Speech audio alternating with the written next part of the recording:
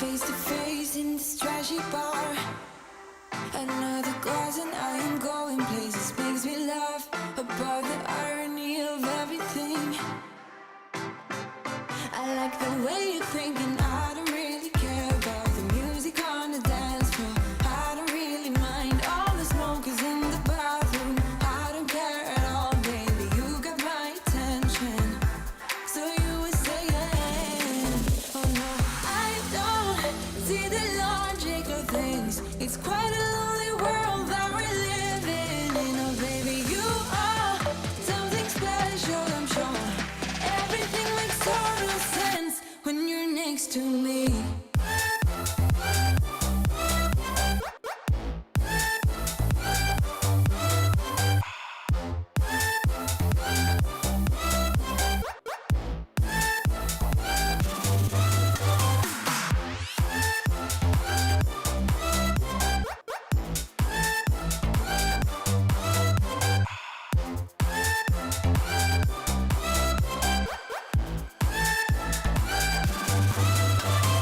When I go, I am all about adventure times. Another drink and I'll go anywhere. The way you smell, like a flash in the universe. You are illuminating. I don't really care about the people in the bar line. I don't really mind all the hookahs doing stage dives. I don't care at all, baby, you got my attention. So you were saying, I don't see the logic of things. It's quite a lonely world that we're living in. Oh baby, you are something special, I'm sure. Everything makes total sense when you're next to me.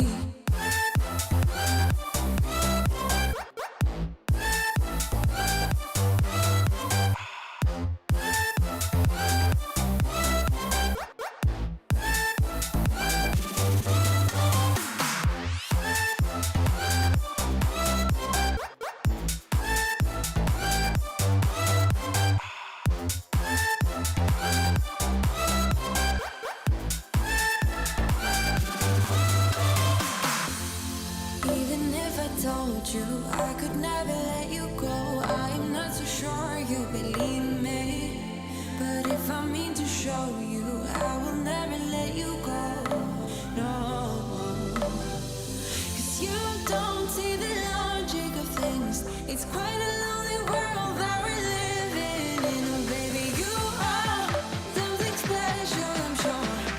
Everything makes total sense when you're next to me.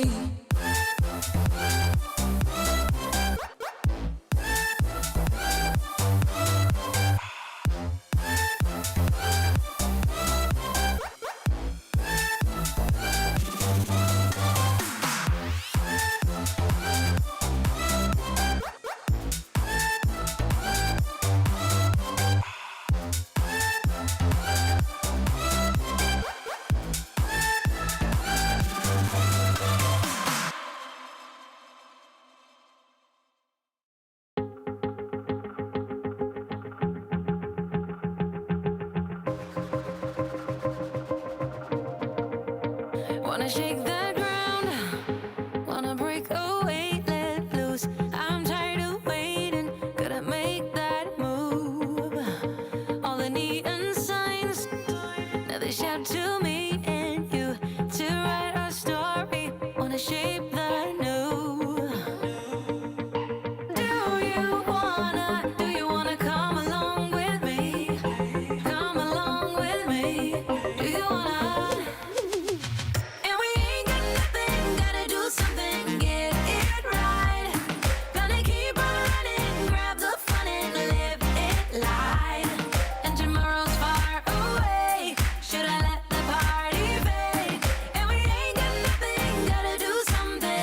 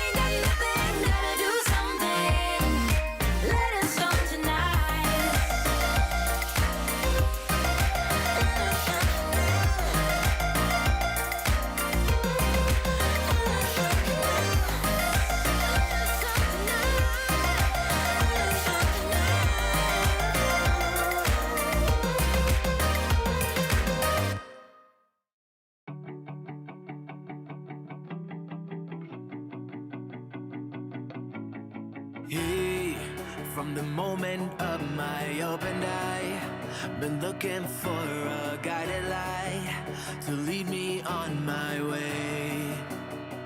Yeah, lost, struggling to make the top.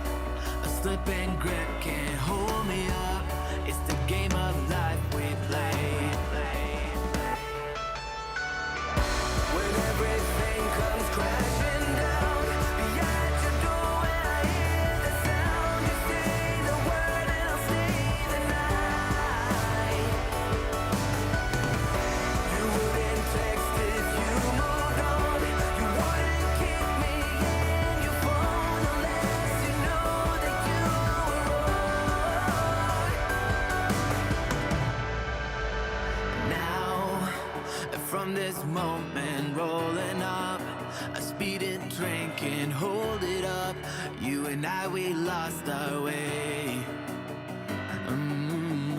You cheated, lied, and ran away, and I got stuck with a knife in me. And this pain won't go away, but still. When everything comes crashing down behind your door, when I hear the sound, you say the word and I'll stay the night. You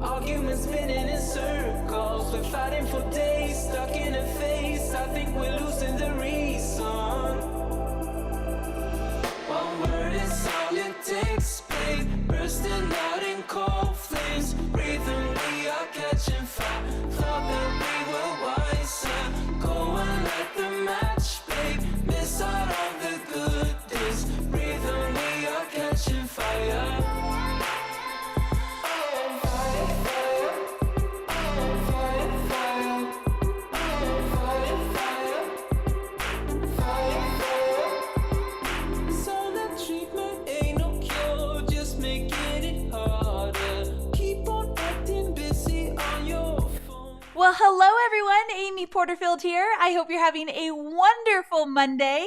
I hope you also had a very restful week. I did. I made sure I got some good rest in there because I've got a big week, a huge week that I hope you'll be joining me on this journey this week. We are doing our official live masterclasses. It's called the 5 Little Known Mistakes Most Course Creators Make and What to Do Instead. If you've ever thought, dreamt, or just hoped to create a digital course in your future, this is exactly the free live training you should be attending this week. So if you haven't done so already, I'll just tell you right at the very top, amyporterfield.com/masterclass. For those of you who might be jumping on that have never heard of me or like, who's this girl and what is she talking about?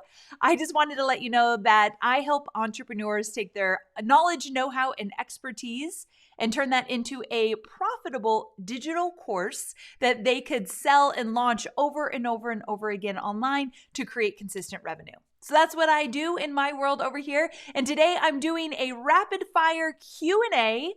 I've got all the A's to your Q's related to what it takes to create and launch a digital course. So if you have any questions whatsoever about creating digital courses, well, I'm your girl. So put your questions in the comments below and I will answer them. So very excited again to be here with all of you. And I see so many familiar faces in the comments. I also have Amazon gift cards. I do this fun thing just so it doesn't get so lonely over here on this side of the camera, but I give away $25 Amazon gift cards just randomly.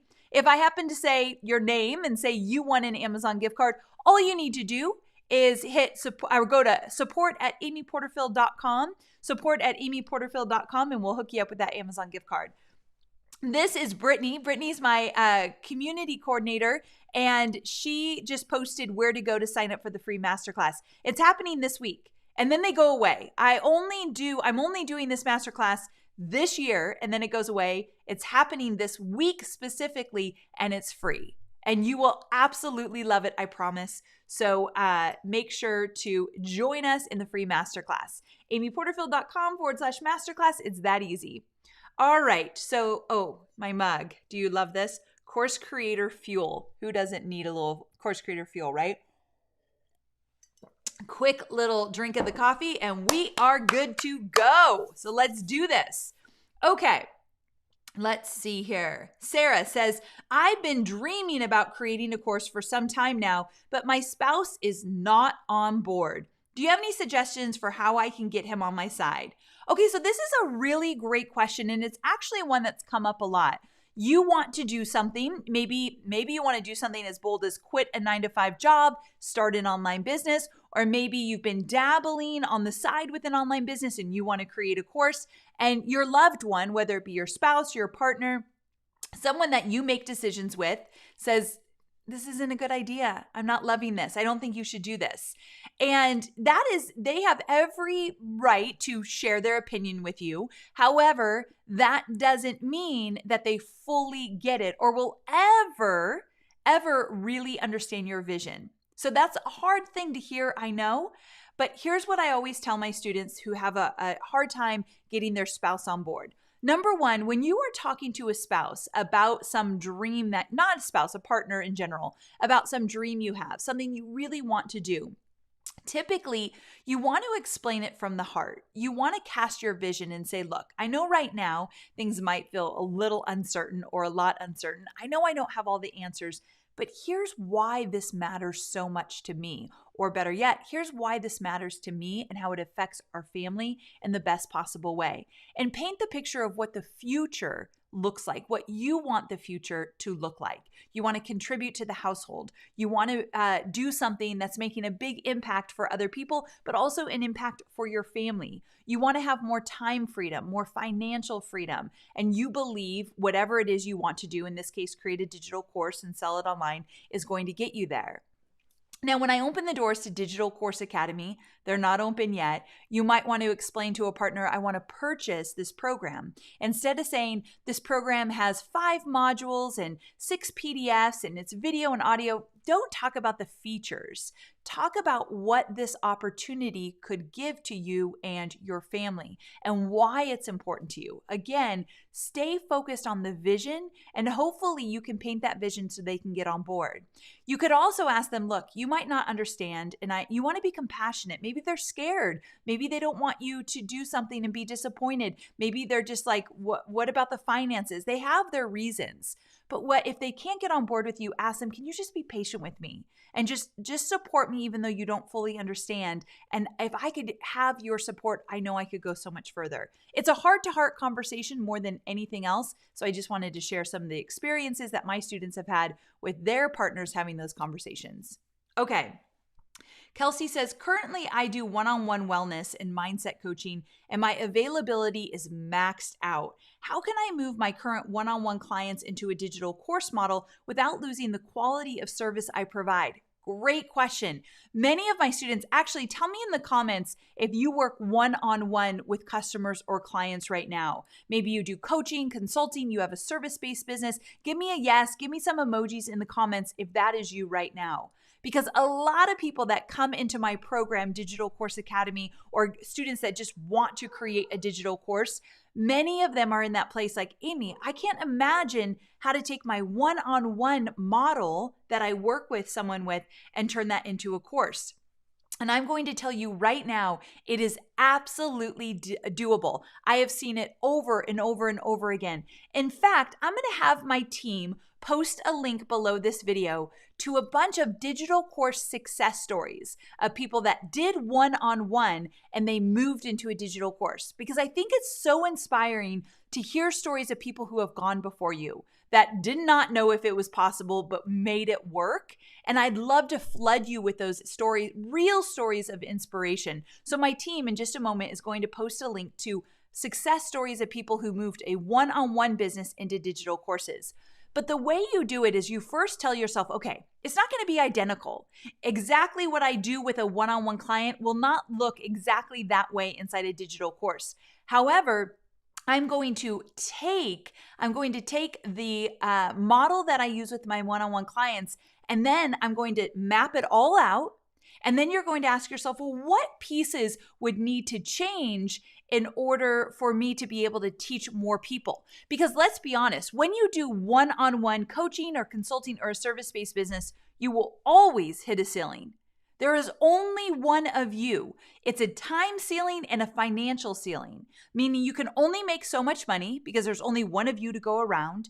And you can also only have so much time in the day to serve those people because obviously you can't get any more time and there's only so many people you can serve. So when you create a digital course, not only can you serve so many more people across the world, but in addition to that, you are not trading time for dollars. You're no longer trading time for dollars so that the sky can be the limit.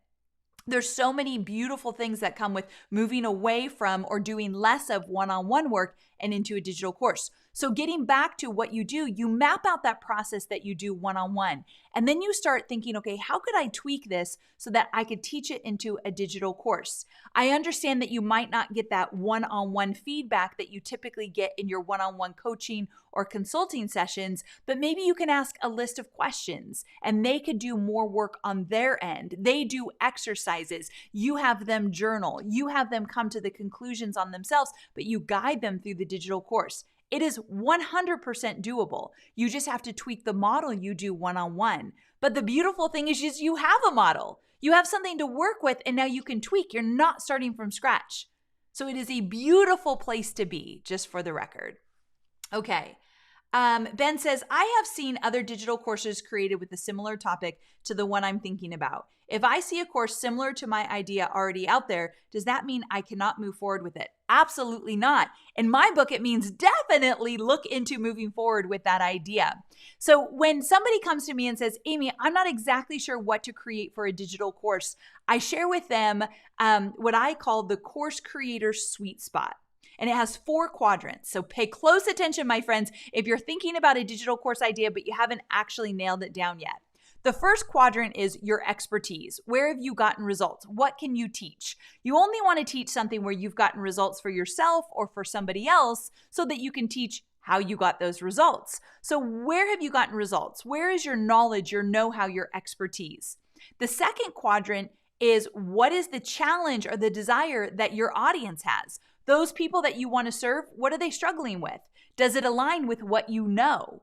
So you want alignment between what they struggle with or what they want versus what you want to teach.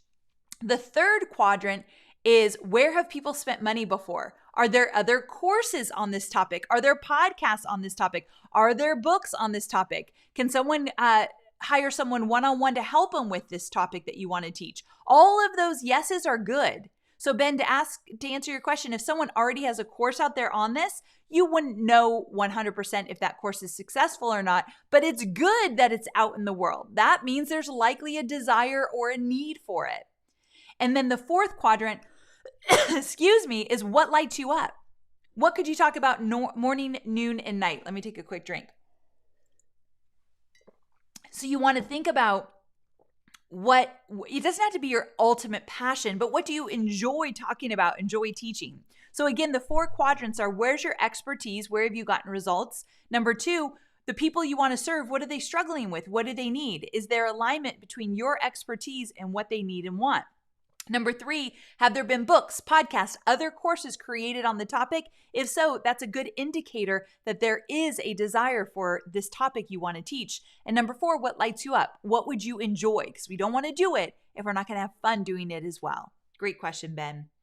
Liza says, I have just started to build my email list and created my first lead magnet, but I'm struggling to gain traction and find my audience to get my lead magnet in front of them. How can I find my audience? So audience building, list building is like the number one topic I get asked about when it comes to creating a digital course. Very, very important.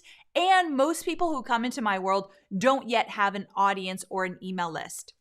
And so one of the things that I teach inside my own program is how to grow your email list while you're creating your course. I think the two need to go hand in hand. So Liza asks a great question like, how do I build my audience? So one of the first things you want to do is start creating original content. So what that means is maybe you're doing a blog post once a week, or maybe you are doing a Facebook Live once a week, or an Instagram Live, or maybe you're creating a new Instagram Reel once a week. The once a week consistency is important, and original content. You're putting your thoughts and insights and feedback together, and you're serving it up to your audience. That's important because your audience finds you when you're putting valuable content out there. So that's one of the things, that consistency of weekly, like I have a podcast. It's called Online Marketing Made Easy. If you haven't yet listened, please go take a listen. So many how to get started with your marketing in that podcast. It's called Online Marketing Made Easy. And so every week I put out new content to help my audience. So that free content once a week is how you start to build your audience. That is how your audience finds you. So that's the first thing you want to think about. So this is the stuff I teach inside my programs because audience building is something so incredibly important. Okay, Anna says, how should an entrepreneur course creator prepare for legal issues and aspects of the business before starting? So you might want to make a list of all the questions you might have legally. I also don't want you to go down what I call an entrepreneurial rabbit hole. An entrepreneurial rabbit hole is that rabbit hole that you go down that you keep researching and researching and researching and researching and never come back up to take action. We've all been there, right? We've all been there. But when you're first starting out, you can definitely, there's tons of great free resources like what do you want to think of legally before you start your business? But there's not a lot of hoops to jump through in the beginning. And so it's not an area that I would spend a lot of time on. Yes, you want to protect your content, but nothing's 100% protectable online. We all know that. And of course, you might want to look into protecting, there's certain things you want to do on your website just to protect the information there. If you have a business name, you might want to trademark it. Those are different things you can look into. But I will tell you, it's not the first place I go. Before I do anything to protect myself legally, I just start to create content. I don't even know what I want to protect until I start kind of getting myself out there. So it's not necessarily the first place I go. That's just me. I'm not a lawyer, obviously. And so you do the research you want to do, but just don't spend too much time there in the beginning. Okay, Lisa says, I want to create a digital course, but I'm unsure of the Facebook community element of it that most course creators do. Can you give me a brief summary of what you encourage your students to do for Facebook communities of their courses? Lisa, I'd be happy to do so. But before I do so, I want to remind you all, amyporterfield.com/masterclass. Starting tomorrow and all this week, I'm doing free live masterclasses called The 5 Little Known Mistakes Most Course Creators Make and What to Do Instead. If you've just joined me and you haven't signed up for this masterclass, this is exactly your next step. This is where you want to go. If you've ever thought about creating a digital course and you're concerned about recording it, marketing it, growing your audience, how big should your email list be? What does it look like to create an outline for a digital course? These are all the things that we're going to cover and more. So go sign up. And when you do, in the comments, let me know that you signed up. I want to hear from you. amyporterfield.com/masterclass. Okay. So let's see here. Dean, you get an Amazon gift card. I see you super active in the comments. I know you had a dream about Digital Course Academy opening up and you missed the deadline, which let's not do that. But I think you're going to be a shining star in Digital Course Academy when we open the doors. I can just feel it. So you get an Amazon gift card. Go to support@amyporterfield.com. Support@amyporterfield.com. And Charles, I saw that you just signed up as well. So you get an Amazon gift card. Email support@amyporterfield.com. Okay, so I just do random. I'm going to do one more. Sarah Rose Marshall, you win an Amazon gift card. I just do random. I look down and I see your beautiful faces and I go for it. So email support@amyporterfield.com. Okay, so let's see here. Facebook communities, Lisa was asking about. So you do not need to have a Facebook group as part of your digital course. In fact, for my first time digital course creators, that might be a little bit too much. There's other things you can do. You could do Zoom office hours once a week. You can do Slack channel. You can do Voxer. These are things I talk about in my course and I teach about. But let's say you're worried, like, what if, Amy, I don't get enough people in my first digital course launch and then I have a community and there's like 10 people in it? Well, just don't do a Facebook group that whole first time. Find a way that people can ask you questions if they get stuck. And then from there, you are good to go in terms of delivering your first course in the simplest way. I always tell my students, we're going to keep it simple. We'll get fancy later. Once you start making money with your digital course, we'll get fancy later, just not now. Okay. Benjamin says, would you recommend using Facebook ads to promote a lead magnet, or should we use Facebook ads to promote our digital course? Ooh, such a great question. So here's something that might totally blow your mind. I spend very little dollars, very little money on promoting my digital course with Facebook and Instagram ads. What? Now, that comes with a caveat. Where I spend my money, like if I always have a budget. The bulk of my budget when I'm launching a digital course goes to filling up my masterclass. Because on my masterclass, I have this motto: no matter if people buy or not, they walk away feeling inspired and excited and driven to take action. They have clarity, no matter if they buy from me or not. And that's like my most favorite feeling ever. So if I have marketing dollars, I will spend them to fill up my masterclass. And then, of course, on my masterclass, I'll tell you about Digital Course Academy. In emails, I could tell you about Digital Course Academy. But running ads to directly sell my course never works as well as running ads to give value first. So that's like a trick that not even a trick, a strategy that I teach my students. But also you were asking, would I spend marketing dollars to run to a lead magnet, some kind of freebie? Absolutely. Absolutely. If you have it, most of my students don't have money to spend on Facebook ads their first time out. So not all, most of my success stories, that people that have had great success launching digital courses, most of them on their first successful launch did not use ads because they didn't have the revenue.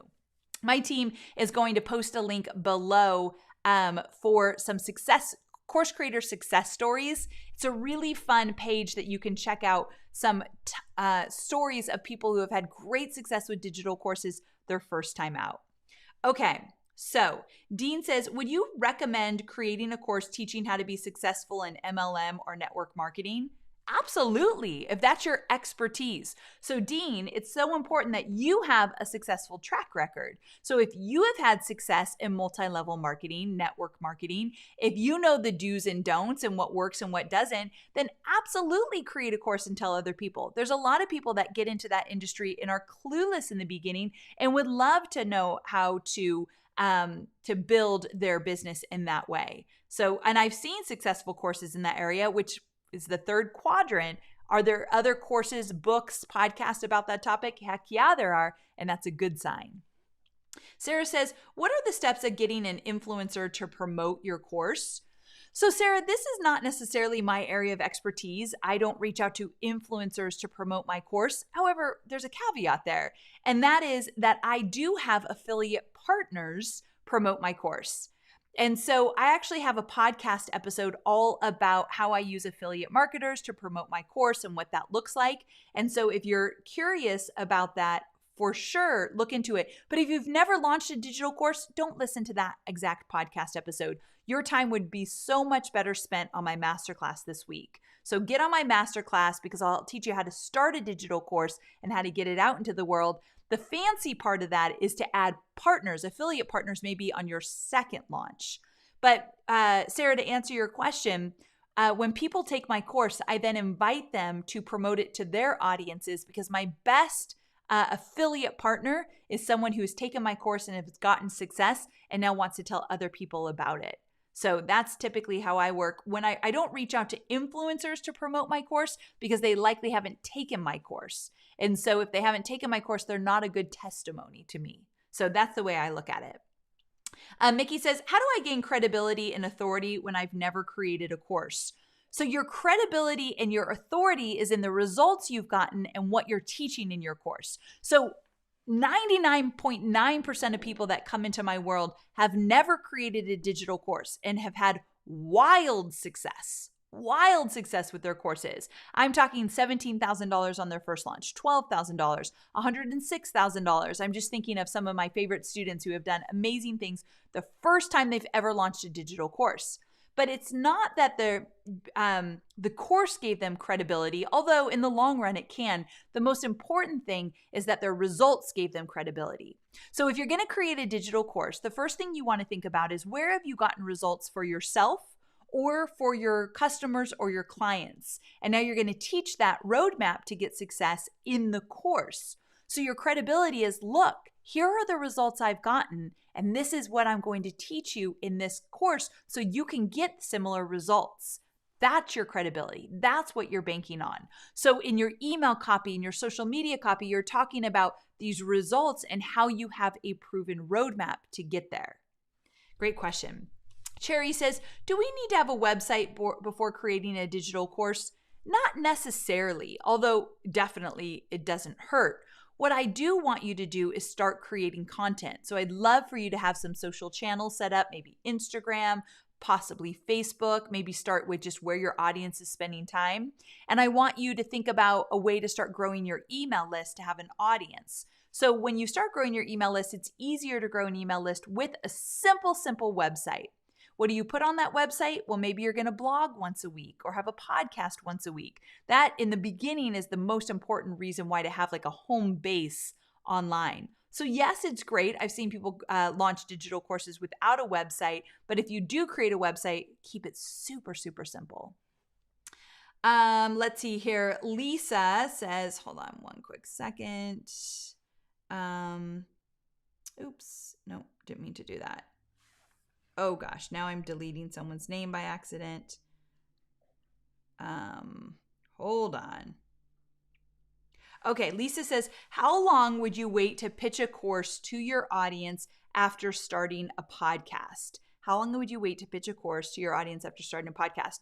Well, if you have a podcast and you put out, I like people to podcast once or twice a week, like 1 or 2 episodes a week. I want that kind of consistency for you. So let's say you're doing it once a week and you've done a month of episodes, so you're on your 4th one.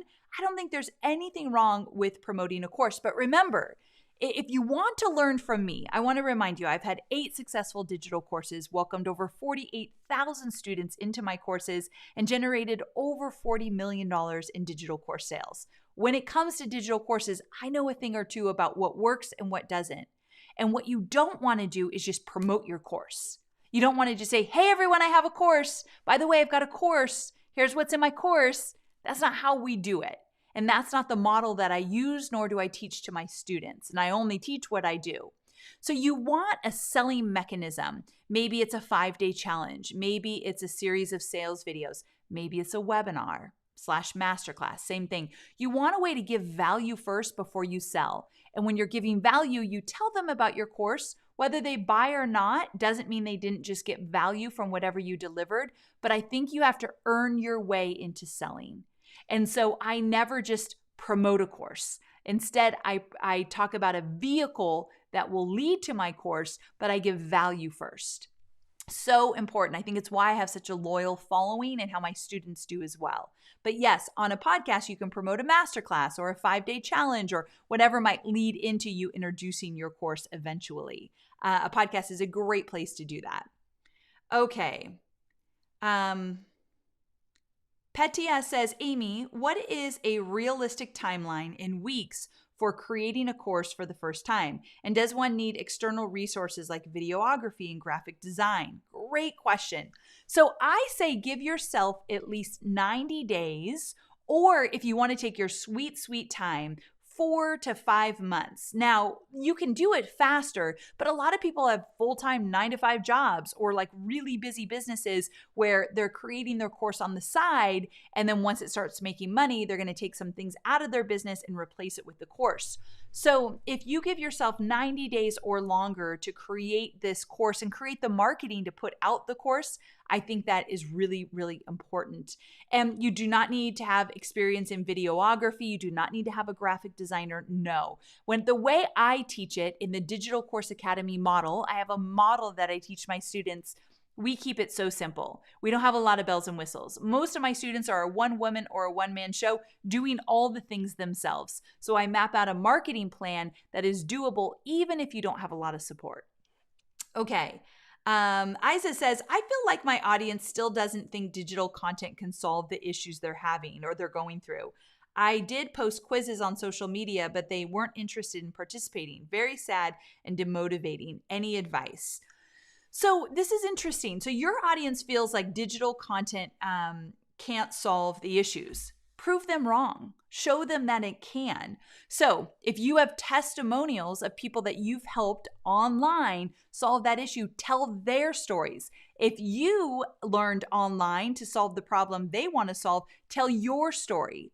So when people are a little bit skeptic about learning through, let's say, a digital course, then show them why it's so valuable, why learning through a digital course is more accessible. It's less time, it's less effort, it's less money. Show them the benefits and show them what's possible. I also, when my audience has a big issue, like they're afraid to sell on webinars, I hit that topic straight on. I'll say, okay, so you think that you can't sell on a webinar. I've seen it come up over and over again. Here's 3 strategies to help you do so. And let me tell you some stories of people who thought they couldn't sell on a webinar, but they were able to, and here's the results they got. So I like to just call out the elephant in the room and then show them otherwise. So talk about, hey, I bet you're skeptical about the fact that you can't get the results you want through digital content. Let me tell you how you can. So I would address it straight on. Okay. So let's see here. Let's see. So good. All right. I'm just reading your comments really fast. Okay. Susanna says, if I don't have the course already, if I don't have the course ready, should I record it first and then sell, or should I sell first and then record it? So Susanna, meet me on my masterclass tomorrow. I'm talking about this. So amyporterfield.com/masterclass. I'm talking about, should you create your course first and then sell it, or should you sell it first and create your course? Now, I'm going to give you a little bit of a hint. I'm all about the pre-sell, but I want to tell you why and get into it and when we have more time in more detail. So get on the masterclass tomorrow. Also, if you've ever wondered, should I deliver my course live, like on Zoom or in a Facebook group, or should I pre-record it and then deliver it? I'm getting into that on the masterclass tomorrow as well. And if you can't make tomorrow, I have more this week. amyporterfield.com/masterclass. This is exactly where you go. I'm answering those 2 questions in detail tomorrow. Okay, Michelle says, I found a great Facebook group that asks for help every day. I'm engaging with them, answering them, but how can I get my lead magnet in front of them without feeling salesy? So this is so interesting. When you think, Michelle, you have something free and of value, and you're afraid of being salesy. That is all in your head. Not to say it's easy to get past. I'm just saying there's nothing salesy about telling someone about something that's free. And I won't even get into sounding salesy when you're promoting your course, because there's a million ways to get around that too, but that's not what your question was. You have something of value for free. If your best girlfriend called you and said, I'm having a challenge in this area, I don't know what to do, I need some help, and you had a resource that was free and really good, would you say, okay, I don't want to sound salesy, but I do have this really cool resource that I created that you can have if you want, it's totally free? Would you ever say that? Never. So what I want you to do, Michelle, is let's flip the script there. You are the expert. It is your Facebook group. They are asking questions because they want your knowledge and know-how. So it is your responsibility to give them a resource, and by all means, it's free, so it's even easier to say, hey, you're having challenges in this area. I've got just what you need, and it's free. Go here to sign up. In exchange for a name and email, that is a fair exchange. They have a challenge, you have the answer. All they need to do is give you their name and email, yes and yes. So let's take the word salesy out of our vocabulary, because anyone worried about being too salesy, you'll never be. Did you hear me on that one? Anyone worried about being too aggressive, too salesy, too over the top, you'll never be, because you're worried about it. So you'll always be erring on the side of less versus more, which is not necessarily where I want you to be. I want you to feel as though it's a little bit aggressive. I actually want to push you to send an extra email to talk about your course a little bit longer. But because you're afraid of being salesy, you probably aren't even near the edge. So don't even worry about it, but instead say, well, if I really believe in this, if I know this can help them, then who am I to keep them away from something so valuable? Believe in the work that you're putting out there, my friend, because you are worthy of getting the type of love and support that you should get from people that are diving into your content. You're helping them. So take advantage of that feeling, of how good it feels to actually help them. Okay, next question. Irina says, how do I send content for my paid course versus free content for social networks and lives? So I get this question a lot. What do I do about the free stuff versus the paid stuff? So I created an entire podcast episode about this, and I'm going to link to it below the comments right now, because it's a lot to get into. What do you give away for free versus what do you put in your course? My team will link to a podcast episode on the Online Marketing Made Easy podcast that I've done. But one thing to think about is there can be about a 20% overlap with no one ever seeing an issue with that. Meaning 20% of the paid stuff in your course, you can talk about some of that stuff for free on social media, in emails, on your podcast, wherever it might be. And no one will ever say a word. I promise you that. In addition to that, you go much deeper in a course than you would with your free content. And I get into that in the podcast episode as well. All right, if you're still here with me, amyporterfield.com/masterclass, that's where you want to go to sign up for my most popular masterclass of the year. That's absolutely free. 5 little no mistakes most course creators make and what to do instead. And here's the cool thing. If you show up live to this masterclass right here, if you show up live, the first few minutes you show up live, I will give you a free bonus, which is called the Lead Magnet Social Share Super Pack. It's a free resource to help you grow your email list just for showing up live at my masterclass this week. So mark your calendars, be there live. There's a lot of fun that happens when you actually show up live. Okay, let's see here. Amira says, thanks on or thoughts on launching near the holiday season. I'm apprehensive about relaunching my course when the holidays are about to swarm our calendars. So I do agree that you want to stay away from the week of Thanksgiving and the week of Christmas. And sometimes, you know, that really funky week between Christmas and New Year's when no one knows what day it is and we don't get out of our pajamas? That tends to be a hard week to sell as well. So basically, the last week of December, not my favorite week to launch. However, I love filling up, let's say, a webinar the first week of January and launching the second week. I think that's a really magical time, new beginnings, new starts, people looking for new challenges and opportunities. January is like a rebirthing month, so I think it's a great time to launch. Also, you can definitely launch the first 2 weeks of December, so don't discount those weeks either. But yeah, when you get into the holidays, you have to be a little bit careful around Thanksgiving and Christmas weeks for sure. Okay, my friends, so we went a little bit over, but I wanted to jump on here for 30 minutes to do a rapid fire Q&A. And this is the last time I will be live on this page before my masterclass start. So the first one is tomorrow, but if it's already full, if you get to amyporterfield.com/masterclass and you don't see it, sign up for the other days to follow. All of them are live. All of them will be amazing. And if you show up live, you will instantly get a list building resource that my team and I have spent hours and hours and hours creating. You will absolutely find value in growing your email list with this bonus. So show up live. amyporterfield.com/masterclass. I can't wait to see you all there. All right, my friends, I'll talk to you soon.